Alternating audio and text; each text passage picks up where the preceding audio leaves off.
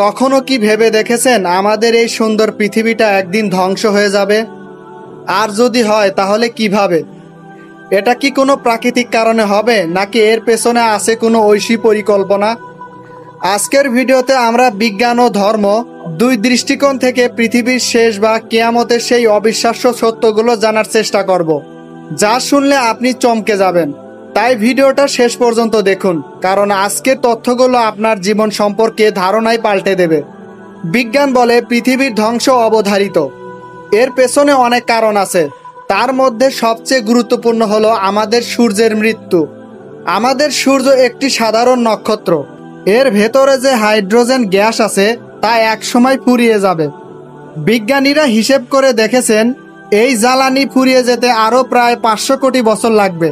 যখন সূর্যের হাইড্রোজেন শেষ হবে তখন এটি আকারে অনেক বড় হয়ে একটি লোহিত দানবে পরিণত হবে। এর ভয়ঙ্কর তাপে বুধ, শুক্র এবং আমাদের প্রিয় পৃথিবী সম্পূর্ণরূপে জ্বলে পুড়ে ছারখার হয়ে যাবে। এরপর সূর্য একটি ছোট ও ঠান্ডা শ্বেত বামনে রূপান্তরিত হবে এবং ধীরে ধীরে নিভে যাবে। এছাড়াও আরও কিছু কারণে পৃথিবী ধ্বংস হতে পারে, যেমন মহাকাশ থেকে ছুটে আসা কোনো বিশাল গ্রহাণু বা ধূমকেতুর সঙ্গে সংঘর্ষ। আজ থেকে প্রায় 6.5 কোটি বছর আগে এ ধরনের একটি সংঘর্ষের কারণেই ডাইনোসরদের বিলুপ্তি হয়েছিল বলে ধারণা করা হয়। তাহলে বিজ্ঞান আমাদের জানাচ্ছে পৃথিবী একদিন শেষ হবেই। বিজ্ঞান যখন প্রাকৃতিক কারণের কথা বলে তখন ইসলাম ধর্মে পৃথিবীর এই চূড়ান্ত ঘটনাকে বলা হয় কিয়ামত বা মহাপ্রলয়। ইসলাম বিশ্বাস করে কিয়ামত শুধু পৃথিবীর ধ্বংস নয়, বরং এটি মানবজাতির পুনরুত্থান এবং চূড়ান্ত বিচার দিবস। পবিত্র কোরআনে মহান আল্লাহ তাআলা বলেছেন কিয়ামত হঠাৎ করে আসবে এবং এর নির্দিষ্ট সময় একমাত্র তিনিই জানেন।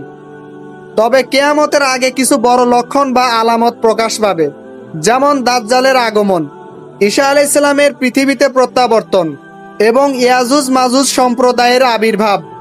এই বিশ্বাস আমাদের শিখিয়েছে যে জীবন ক্ষণস্থায়ী এবং আমাদের ভালো কাজ করতে উৎসাহিত করে, কারণ কিয়ামতের দিনে প্রতিটি মানুষের কর্মের বিচার হবে। বিজ্ঞান এবং ধর্ম উভয়ই একমত যে পৃথিবী একদিন শেষ হবে।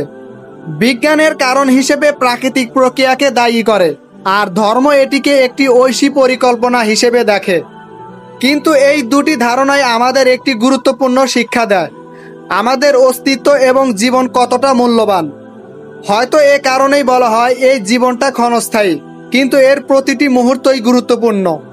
ভিডিওটি কেমন লাগলো তা কমেন্ট করে জানাতে ভুলবেন না।